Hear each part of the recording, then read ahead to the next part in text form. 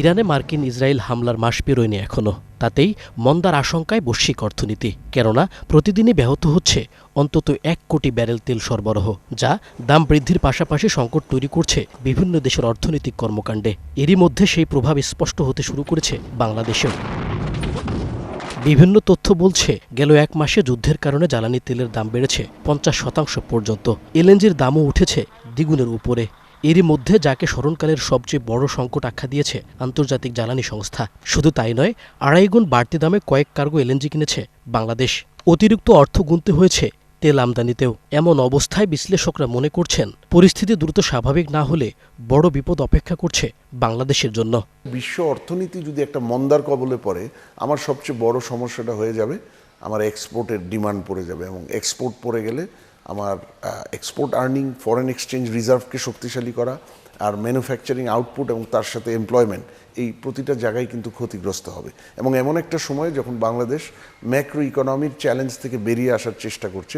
যেই চুক্তিগুলো আমাদের আছে ইতিমধ্যে, সেই চুক্তিগুলো কিভাবে কার্যকর করা যেতে পারে, মালয়েশিয়া এবং সিঙ্গাপুর থেকে আমাদের যে ফিনিশ প্রোডাক্ট আসার কথা, তাদের সাথে আলোচনা চালিয়ে যাওয়া এবং তারা কতটুকু সরবরাহ করতে পারবে সেটা দেখা।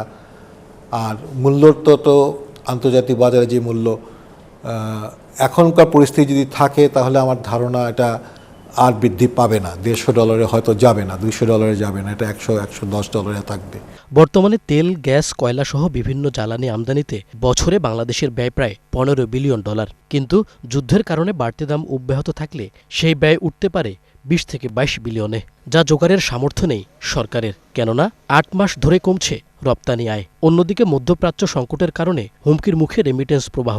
ফলে পরিস্থিতি স্বাভাবিক না হলে গরমের এই সময়ে কঠিন হবে বিদ্যুৎ জ্বালানির নিরবচ্ছিন্ন সরবরাহ। তবে বিশ্লেষকদের পরামর্শ, দীর্ঘমেয়াদে ভর্তুকি না দিয়ে বরং কম বেশি দাম সমন্বয় করতে হবে সরকারকে। যদি আমাদের উচ্চ মূল্যে গ্যাস কিনতে হয়, উচ্চ মূল্যে তেল কিনতে হয়, যদি এটা দীর্ঘায়িত হয়, তাহলে সরকারের পক্ষে এত ভর্তুকি দিয়ে দেশ চালানো সম্ভব হবে না।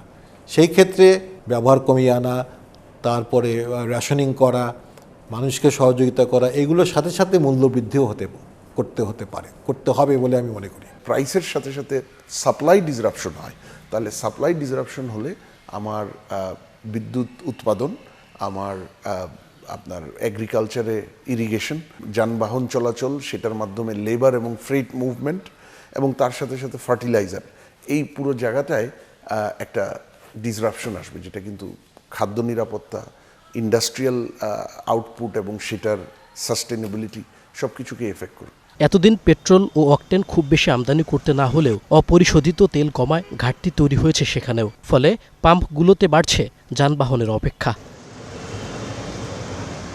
মইনুল হাসান, ৭১, ঢাকা।